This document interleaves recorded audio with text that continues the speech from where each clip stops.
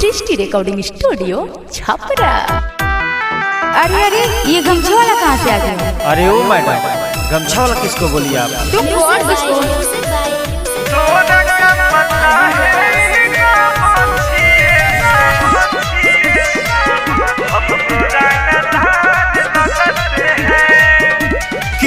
मन सन पहचान हक मछिया सचे कही मुर्गुमान हक मछिया कियन मन सन पहचान हक मछिया सचे कही मुर्गुमान हक मछिया देखने में तुमको भले गवार लगते हैं, देखने में तुमको भले गवार लगते हैं।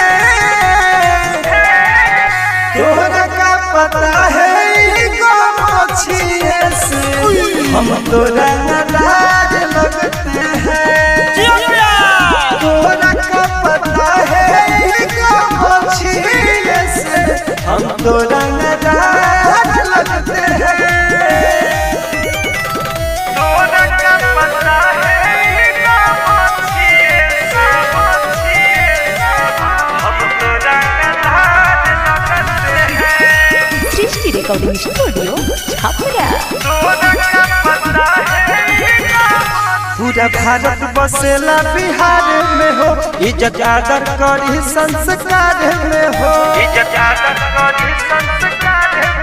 पूरा भारत बसेला बिहार में हो, इज्जत आदर करी संस्कार में हो।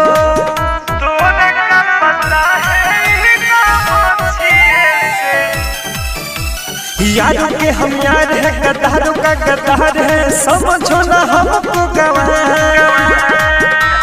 चलता न काम तेरा, होता नहीं नाम तेरा, जद नहीं रहता बिहार।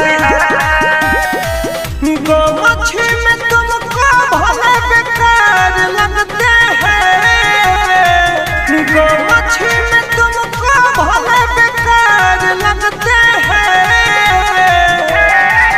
तोरा का पता है मछिए से हम तोरा नाराज लगते हैं। तोरा का पता है मछिए से हम तोरा नाराज लगते हैं। तोरा का पता है मछिए से हम तोरा सृष्टि रिकॉर्डिंग स्टूडियो छपरा। ज्ञान सूरबीरों की राज ये है, गमछी नहीं है सर के ताज ये है।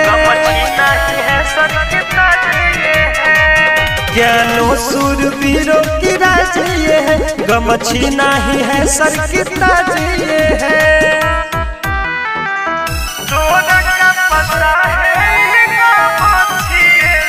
बांध के पगड़िया जब चली ले डोहरिया तो लागे किसने होई हो।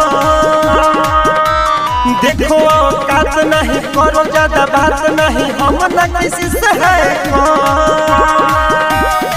के शराबी न लाचार लगते हैं, के शराबी न लाचार लगते हैं। तोरा का पता है मछिए से हम तोरा नाराज लगते हैं। तोरा का पता है मछिए से हम तोरा नाराज लगते हैं। सृष्टि रिकॉर्डिंग स्टूडियो छपरा।